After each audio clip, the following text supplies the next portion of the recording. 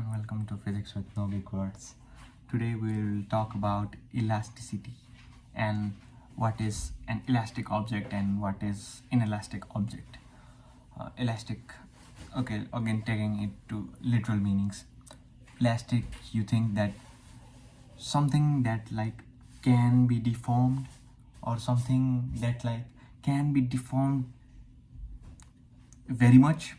Deforming means, you can just squeeze it, pull it, everything. Okay, so you think that sort of object is elastic, but in physics it is totally different. This is something that is very negating.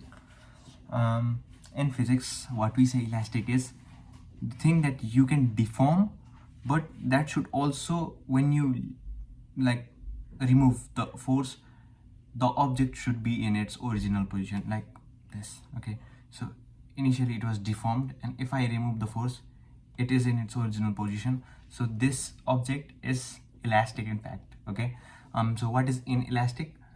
Inelastic is something that if once deformed, that cannot retain its original position. Okay, let's take this. Okay, this is its original position, and I deformed it like this. It is quite deformed. It has not exactly been in its original position. So this in fact is not as elastic as the previous object. Okay, now to understand elasticity very mathematically, we need to consider two more new terms. So those two terms are stress and strain. Stress is more like pressure. We already talked about pressure, right? Stress is like the force that you put in a certain area. So with stress, you can give stress to this object, and the stress would be the force that I'm using, that which is divided over this area, which is distributed over its area. So that is stress. Pretty intuitive. Stress,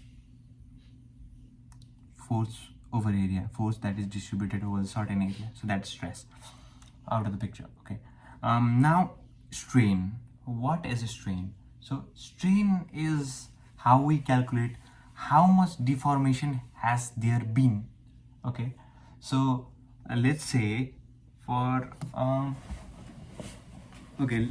imagine I have a rubber band. Okay, and I pull it.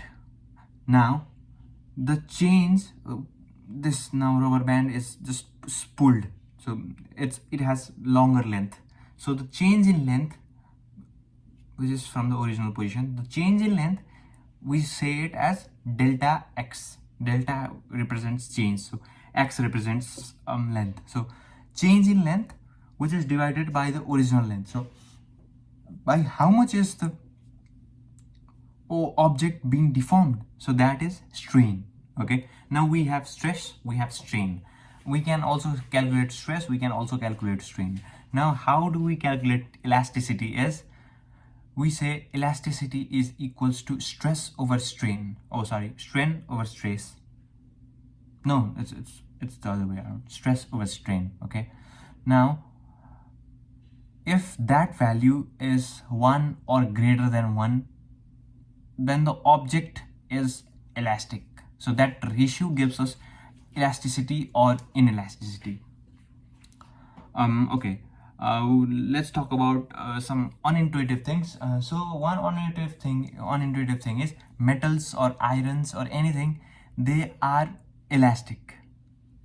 That doesn't make any sense, but that's elastic because firstly they don't even show chains, and that's what we want, right? That's what we want, because not showing chains is a very good step towards retaining from chains. Retaining to its original position. That's a very good step because that's not even been changed.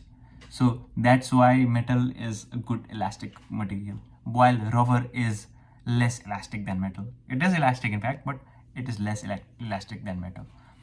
So yeah, that was our video on elasticity and elasticity and inelasticity. Elasticity, the measure to calculate elasticity, we say Young's modulus of elasticity, and we'll cover it some else episode. But yeah, that was was it. Thank you.